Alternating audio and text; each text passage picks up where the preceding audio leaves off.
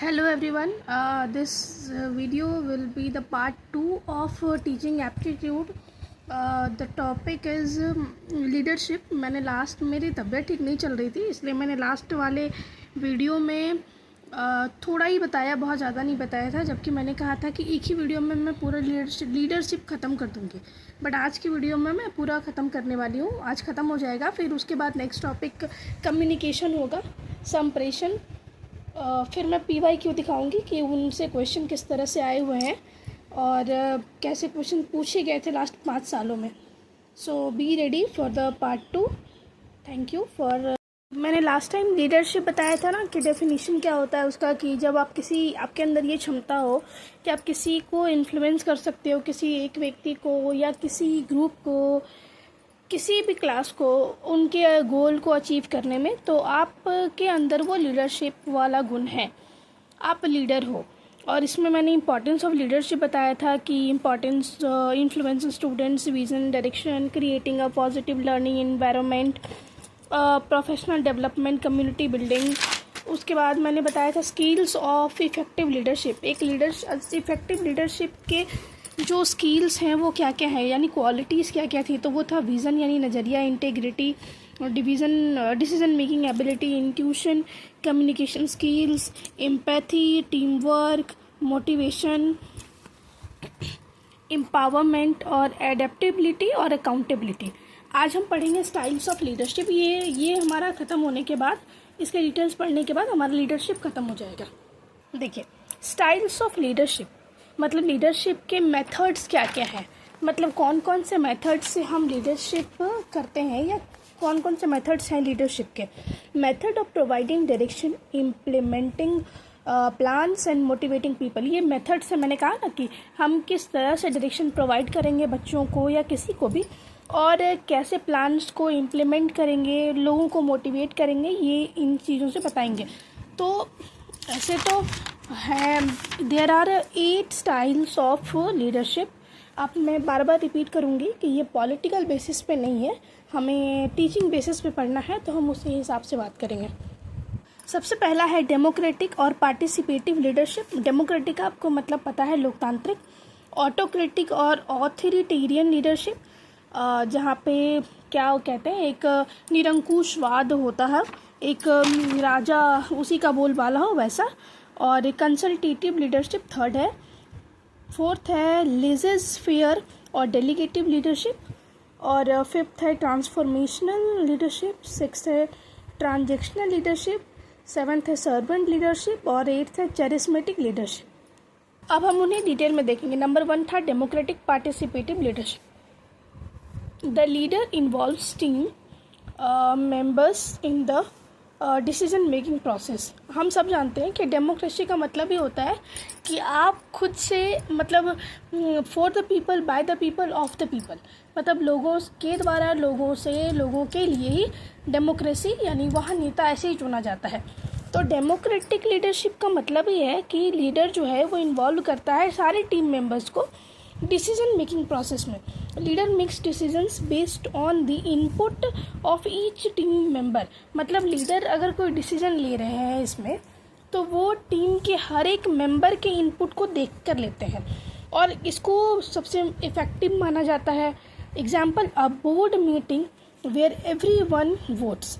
मतलब एक board meeting हो रही हो और अगर कोई टॉपिक पे बात चल रही है, मान लीजिए समहाउ की बात की जा रही है कि एक प्लेग्राउंड है, वहाँ पे आपको कुछ क्रिएटिविटी करनी है, कुछ लेकर आना है, जैसे होता नहीं है बीच बीच में, जिससे लर्निंग भी हो, तो उसमें वोट करवाया जाएगा।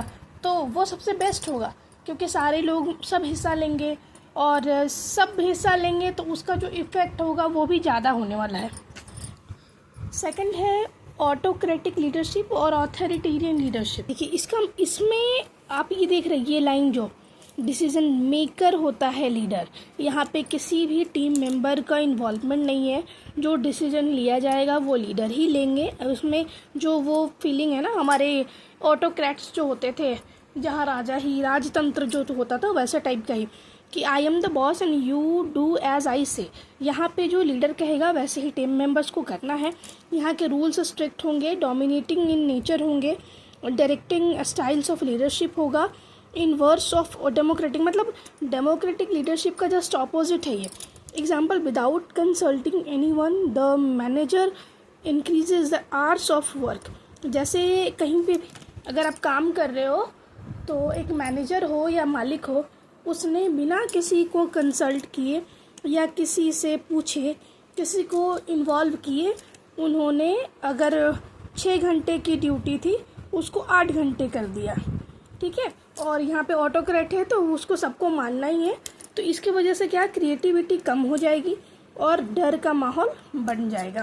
थर्ड नंबर है कंसल्टेटिव लीडरशिप।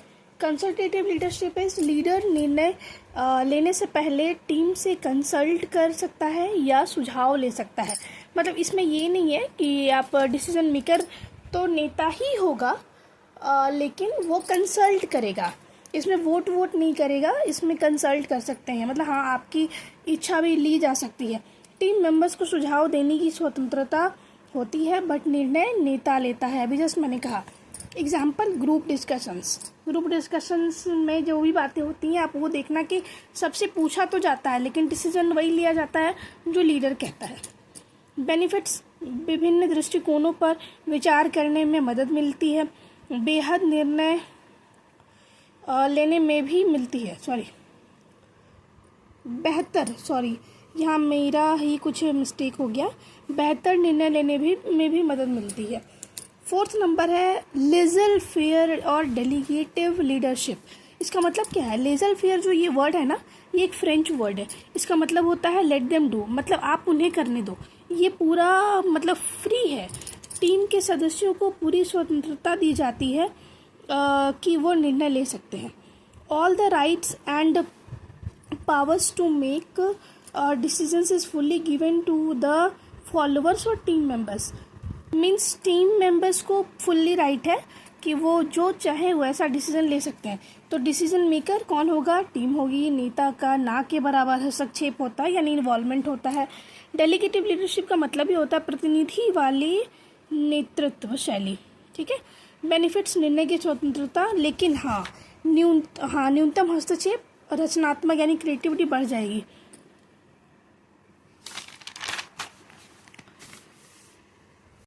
फेयर जो कि फ्रेंच वर्ड वाला था लीडरशिप, जिसमें था कि let them do, that means उन्हें करने दो, ठीक है। इसका मैंने बताया था कि बेनिफिट्स यानी प्रोज क्या क्या थे। निर्णय की स्वतंत्रता होती है, डिसीजन मेकिंग की जो भी है फ्रीडम वो है, और इसमें कोई इंटरफेरेंस नहीं है किसी का।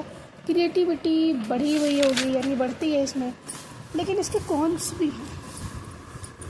कौन सी हैं कि विकास की दर घट जाती है और क्रिएटिविटी बढ़ती है तो घटती भी है। लक्ष्य प्राप्ति का जो महत्व है वो घट जाता है। इसके पीछे रीज़न ये है कि मान लीजिए टीम मेंबर्स में, देखिए यहाँ पे मैंने एक लाइन लिखा है, if team is not experienced. मान लीजिए उसमें बोला ही गया था इसमें कि किसी भी लीडर का हस्तक्षेप नहीं होगा, और अगर लीडर्स के हस्तक्षेप के बिना टीम या जो भी स्टूडेंट्स को आप कोई काम दे रहे हैं वो अगर एक्सपीरियंस्ड नहीं है तो शायद वो क्रिएटिविटी उतना नहीं दिखा पाएंगे या वो ग्रो नहीं कर सकते।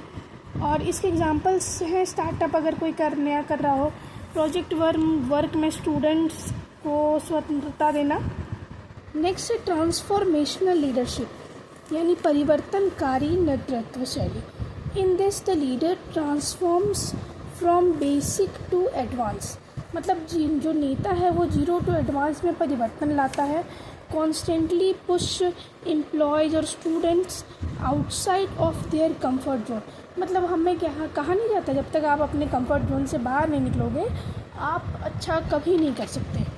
तो कंफर्ट जोन से हमेशा बाहर निकलने के लिए वो जो इसमें लीडर्स हैं वो हमेशा प्रोत्साहित करते रहते हैं। और देखिए कंफर्ट जोन से बाहर श्रम करने का प्रोत्साहन देते हैं। और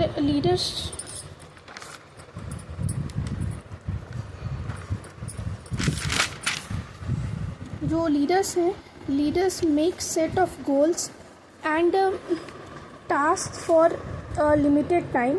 लीडर्स में गोल सेट कर देते हैं और लिमिटेड टाइम प्रोवाइड करते हैं, टारगेटेड टाइम देते हैं कि इतने में ही आपको वो ख़त्म करना है। इससे क्या होता है? हाईली एनकरेज ऑफ लीडरशिप ये कहा जाता है। अब अचीविंग फुल पोटेंशियल मतलब अगर आप किसी को टाइम दे रहे हो और कुछ गोल सेट कर दे रहे हो तो देखना उसमें लोग झोंक देते हैं खुद को। एक तो वो कंफर्ट जोन से बाहर निकलते ही हैं, साथ ही साथ उसको पूरा करने में वो पूरी जान लगा देते हैं। इससे उनका पोटेंशियल भी पता चलता है कि वो और क्या कर सकते हैं, और परिवर्तन को भी अपनाते हैं। वो एम्ब्रेस चेंज लिखा है मैंने। फिर है ट्रांजेक्शनल लीडरशिप।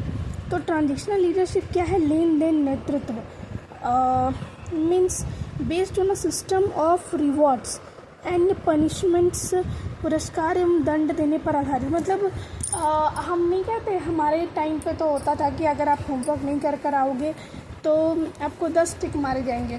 तो या तो हम डर से करते थे, और अभी हम क्या करते हैं, उसकी जगह पे रिवॉर्ड्स लेकर आते हैं, क्योंकि मारने का प्रावधान नहीं है या पनिशमेंट वैसी नहीं दी जा सकती।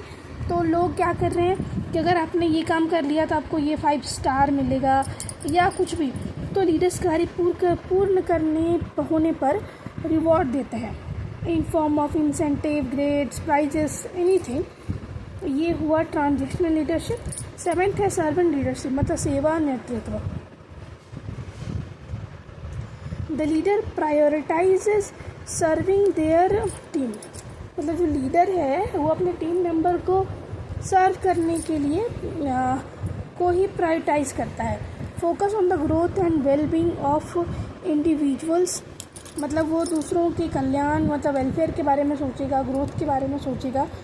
ये है servant leadership. 8th and the last one is charismatic leadership, आकर्षक नेतृत्व। Inspire and energize their followers through personal charm and influence, मतलब आप अपने व्यक्तिगत आकर्षण व प्रभाव के माध्यम से दूसरों को प्रेरित करते हो वैसा। एंड ये देखिए, ये जो पॉइंट ये है, ये these styles can be effective in different context and can be use together also depending on situation and needs of the team. ये सिर्फ इसके लिए नहीं है, ये सारे मेथड्स के लिए है कि आप सारे स्टाइल्स का मे बी आप किसी का इस्तेमाल कर सकते हो, मे बी आप एक साथ 2 या 3 इस्तेमाल कर सकते हो। सिचुएशन पर डिपेंड करता है।